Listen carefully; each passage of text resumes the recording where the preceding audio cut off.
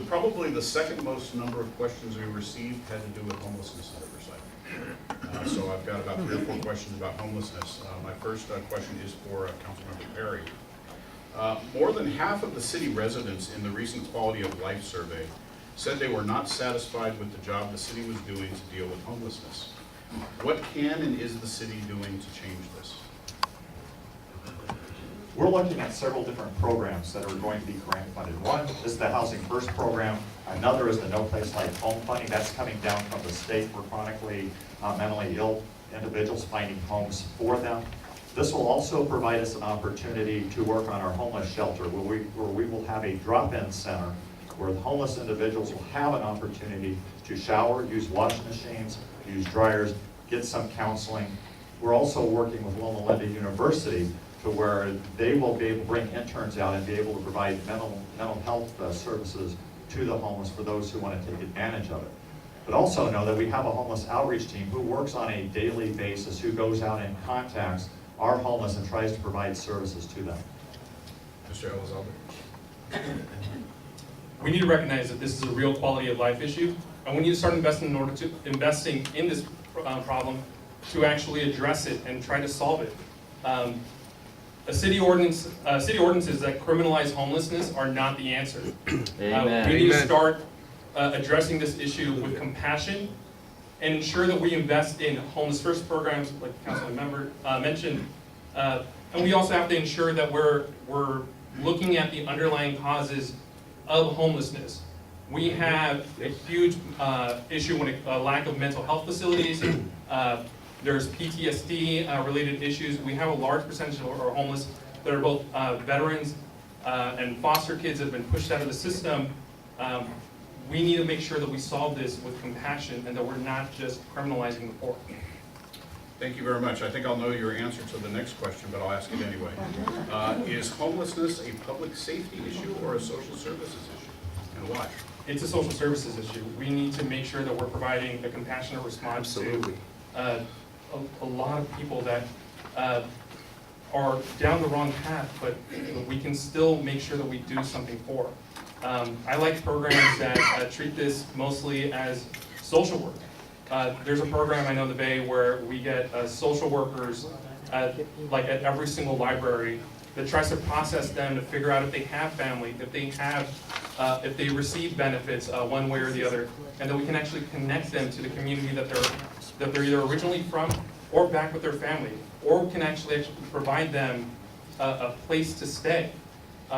Making sure that we're tapping into the resources at Cal Baptist University with their MSW program and at Cal State San Bernardino, we can actually put a real dent into this huge problem.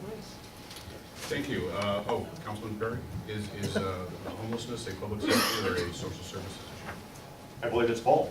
I think there's individuals out there that have mental health issues that do need some type of mental health counseling.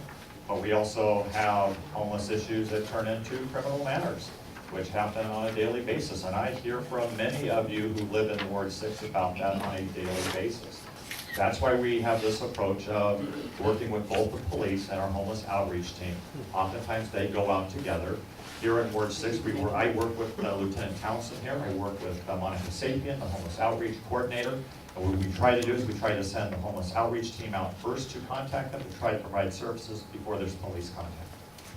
Thank you very much. My next question is for Councilman Perry, still along the lines of homelessness.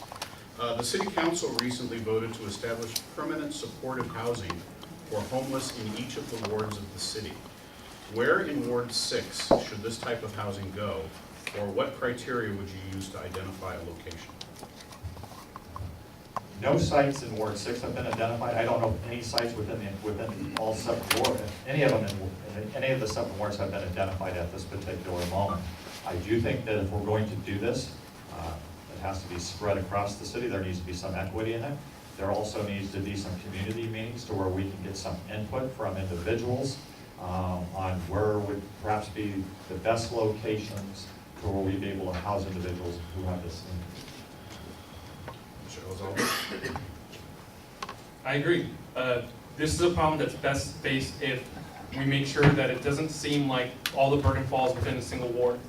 We need to make sure that we have an equitable distribution of low-income housing as well as homeless homeless housing for all of our communities, to make sure that we don't have a single part of town or a single community turned into or perceived as something really negative.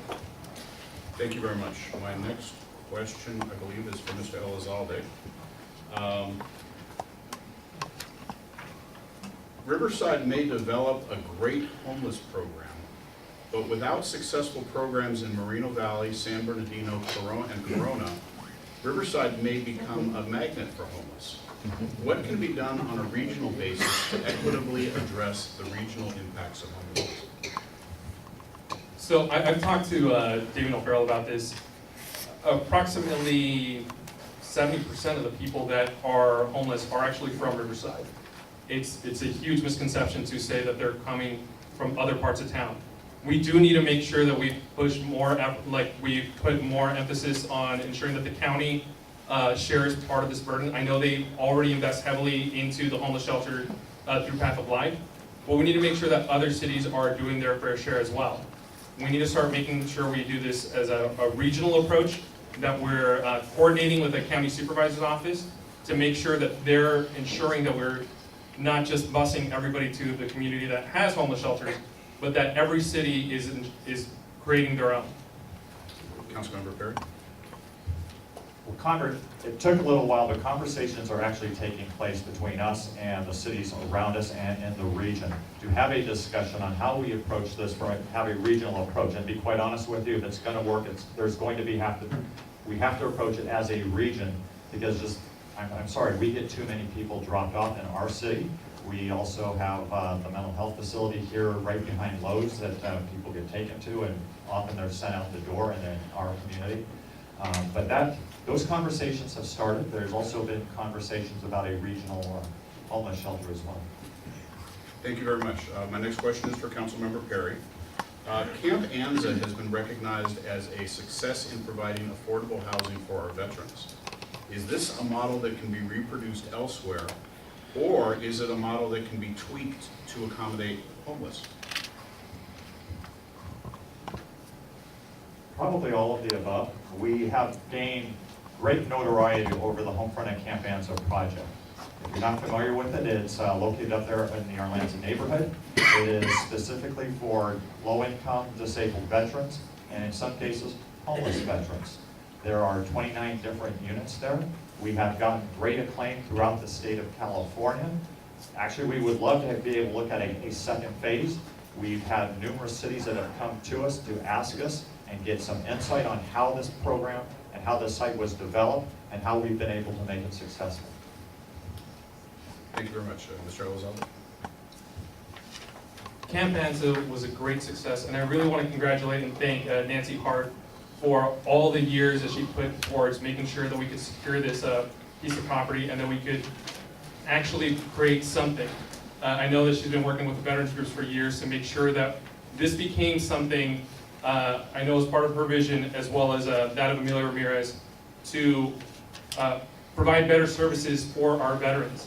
And I think it's something that we can create a model for and do more of. However, in order to be able to achieve that, we need to ensure that we're having a better relationship and actually lobbying the federal government a little bit more to be able to secure the funding. I mean, I had to work a little bit on making sure that we got the HUD financing to make sure that project was possible. And we need to make sure that we're doing more of those sorts of projects and allocating all of our resources and efforts towards securing additional funding from all sources. Thank you very much.